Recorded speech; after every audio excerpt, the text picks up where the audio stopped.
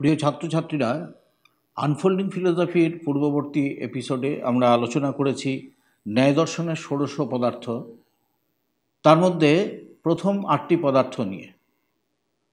তোমরা জানো যে ন্যায় দর্শনে যে মূল গ্রন্থ ন্যায়সূত্র, মহর্ষি গৌতমের ন্যায়সূত্র, সেই গ্রন্থে এই পদার্থগুলির চর্চা এবং সেগুলির জ্ঞান লাভ, সেগুলিকেই নিঃশ্রেয়স বা জ্ঞান লাভের উপায় হিসাবে মহর্ষি গৌতম উল্লেখ করেছেন। কাজেই ন্যায় দর্শনের চর্চায় এই পদার্থগুলির স্বরূপ উপলব্ধি, স্বরূপ সম্পর্কে জানা অত্যন্ত গুরুত্বপূর্ণ। ইতিমধ্যে আমরা 8টি পদার্থ নিয়ে আলোচনা করেছি। আজকে বাকি আমরা 8টি পদার্থ নিয়ে আলোচনা করব।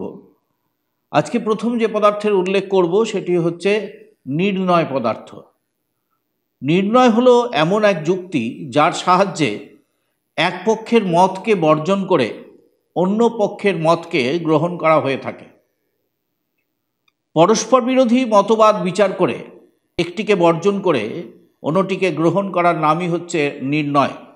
ন্যায়সূত্রে বলা হয়েছে, তর্ক বিষয়ে অর্থাৎ আগে উল্লিখিত তর্কের ক্ষেত্রে সংশয় করে পক্ষ ও প্রতিপক্ষের দ্বারা অর্থাৎ স্বপক্ষের সংস্থাপন এবং পরপক্ষের সাধনের খণ্ডনের দ্বারা পদার্থের অবধারণ হচ্ছে নির্ণয়।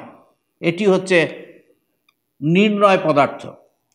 পরবর্তী পদার্থ হচ্ছে বাদ। বাদ হলো তত্ত্বকে জানার জন্য এক প্রকার আলোচনা। প্রমাণ ও তর্কের দ্বারা তত্ত্ব নির্ণয়ের উদ্দেশ্য যে আলোচনা, সেই আলোচনাকেই বাদ বলা হয়। যেমন আত্মার অস্তিত্ব আছে আবার নেই, দুটি সিদ্ধান্ত গ্রহণযোগ্য হতে পারে না। এইরূপ ক্ষেত্রে আত্মার যথার্থ স্বরূপ নির্ণয় করার জন্য যে আলোচনা করা হয় তাই হলো বাদ। গুরু শিষ্যের দার্শনিক আলোচনা বাদের প্রকৃষ্ট উদাহরণ।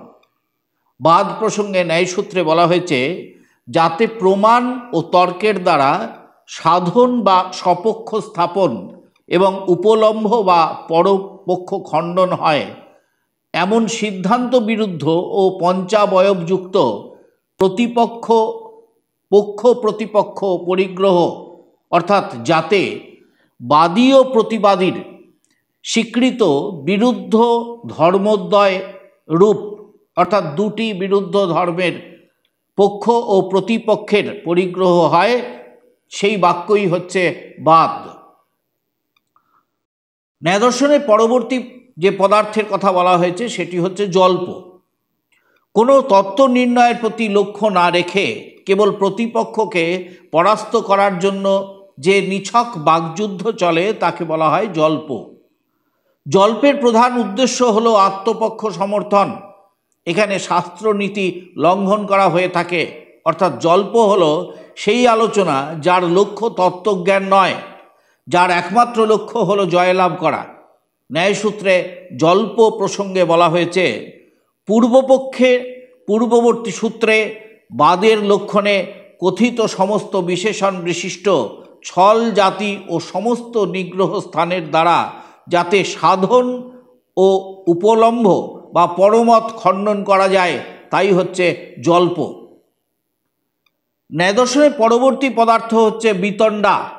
বিতণ্ডা হলো এক প্রকার যুক্তিহীন তর্ক। এক্ষেত্রে কোনো পক্ষই নিজের মত প্রতিষ্ঠা না করে অন্যের মতকে খণ্ডন করার চেষ্টা করে থাকে। অর্থাৎ বিতণ্ডা হলো এক প্রকার আলোচনা যার লক্ষ্য তত্ত্বজ্ঞান নয়, জয়লাভ করাও নয়, যার একমাত্র লক্ষ্য হলো প্রতিপক্ষকে খণ্ডন করা। ন্যায়সূত্রে বলা হয়েছে, সেই জল্প প্রতিপক্ষের স্থাপনা শূন্য হলো বিতণ্ডা হয়ে থাকে। পরবর্তী পদার্থ হচ্ছে হেত্যাভ্যাস।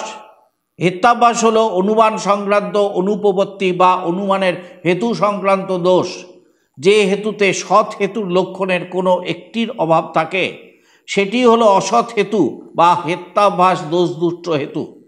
আসলে হেতু নয়, অথচ হেতুর আভাস বা হেতুর মতো দেখায় তাকে হেত্যাভ্যাস বলা হয়। ভাষ্যকার বাৎসায়ন তার ন্যায়ভাষ্যে হেত্যাভ্যাসের লক্ষণে বলেছেন, হেতুর সমস্ত লক্ষণ না থাকায় অহেতু অর্থাৎ প্রকৃত হেতু নয় এবং হেতুর সামান্য বা সাদৃশ্য থাকায় হেতুর ন্যায় প্রকাশমান, এটি হলো হেত্যাভ্যাস শব্দের অর্থ। ন্যায়মতে 5 প্রকার হেত্যাভ্যাসের উল্লেখ ন্যায়সূত্রে করা হয়েছে: স্বব্যভিচার, বিরুদ্ধ, প্রকরণসম, সাধ্যসম ও কালাতীত। ন্যায়দর্শনের পরবর্তী যে পদার্থ সেটি হচ্ছে ছল।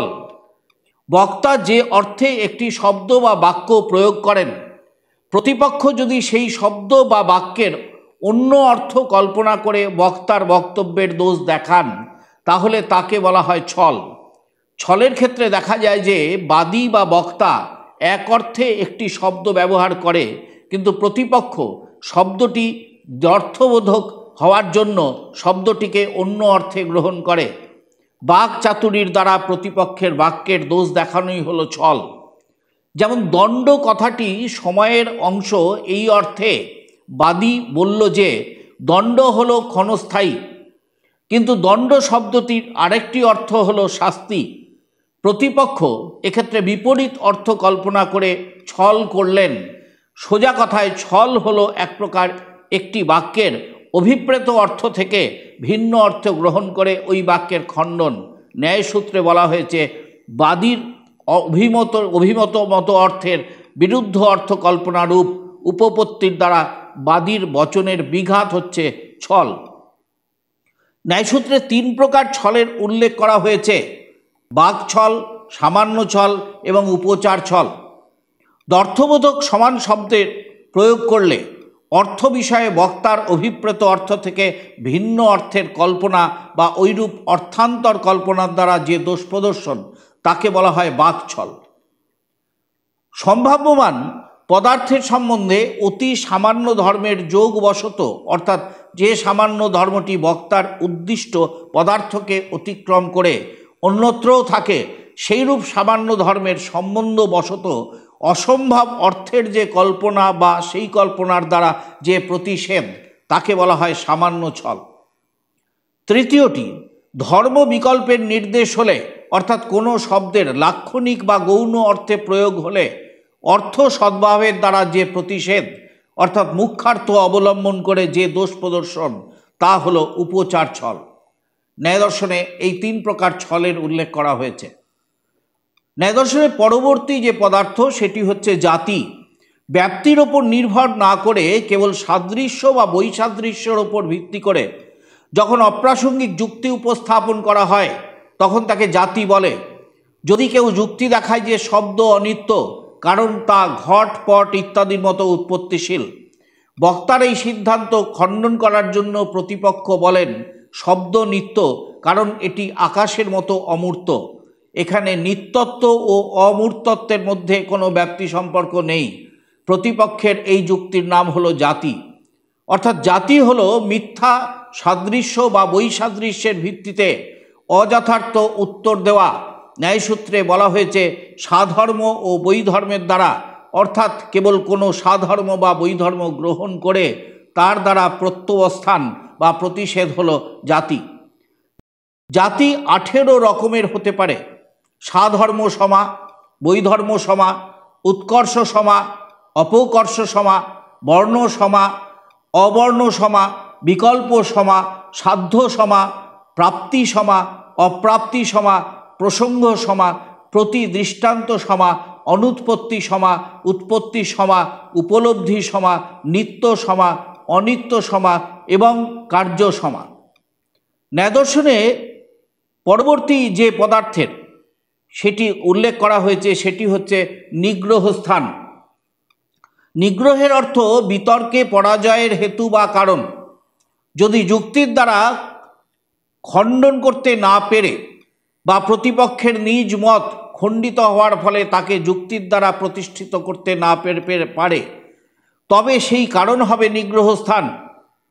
ন্যায়সূত্রকার বলেছেন বিপ্রতিপত্তি বা বিপরীত জ্ঞান এবং কুৎসিত জ্ঞান, আর অপ্রতিপত্তি অর্থাৎ অজ্ঞাত বিশেষ বা নিগ্রহস্থান, অর্থাৎ যার দ্বারা বাদী বা প্রতিপাদীর বিপ্রতিপত্তি অথবা অপ্রতিপত্তি বোঝা যায়, তাকে নিগ্রহস্থান বলা হয়। নিগ্রহস্থান 22 প্রকার। এর মধ্যে কয়েকটি উল্লেখযোগ্য হল প্রতিজ্ঞাহানি, প্রতিজ্ঞান্তর, প্রতিজ্ঞা বিরোধ, প্রতিজ্ঞা সন্ন্যাস, হেত্তন্তর, অর্থান্তর, নিরর্থক, অবিজ্ঞতার্থক, অপার্থক, অপ্রাপ্তকাল, ন্যূন অধিক, পুনরুক্তি, অনুনভাষণ, অজ্ঞান, অপ্রতিভা, বিক্ষেপ, মতানুজ্ঞা, অপসিদ্ধান্ত এবং হেত্যাভ্যাস। বিচারে পরাজয়ের কারণ নানাভাবে হতে পারে। ভ্রমাত্মক জ্ঞান বা অজ্ঞানতাই হল পরাজয়ের মূল কারণ। এই হচ্ছে নিগ্রহ স্থান। ন্যায়দর্শনে এইভাবে মোট 16টি পদার্থের উল্লেখ করা হয়েছে। প্রমাণ, প্রমেয়, সংশয়, প্রয়োজন, দৃষ্টান্ত, সিদ্ধান্ত, অবয়ব, তর্ক, নির্ণয়, বাদ, জল্প, বিতণ্ডা, হেত্যাভ্যাস, ছল, জাতি এবং নিগ্রহস্থান। আমরা পূর্ববর্তী এপিসোডে প্রথম 8টি পদার্থের উল্লেখ করেছি এবং এই এপিসোডে আমরা তোমাদের জন্য আরও 8টি পরবর্তী পদার্থের উল্লেখ করলাম। ন্যায়দর্শনের চর্চার ক্ষেত্রে এই 16টি পদার্থের চর্চা এবং এদের অর্থ উপলব্ধি করা অত্যন্ত গুরুত্বপূর্ণ। এই মত মহর্ষি গৌতম তার ন্যায়সূত্র গ্রন্থের প্রথম সূত্রেই বর্ণনা করেছেন। আজকের মতো আমরা আমাদের এই ন্যায়দর্শনের 16 পদার্থের দ্বিতীয় পর্বের আলোচনা আমরা এখানেই শেষ করছি। তোমরা আনফোল্ডিং ফিলোসফি ইউটিউব চ্যানেলটিতে দর্শনের বিভিন্ন বিষয় সম্পর্কে যে এপিসোডগুলি দেওয়া আছে সেগুলি তোমরা ভালো করে মনোযোগ সহকারে দেখো। অবশ্যই তোমাদের প্রস্তুতির ক্ষেত্রে সেগুলি সহায়ক হবে।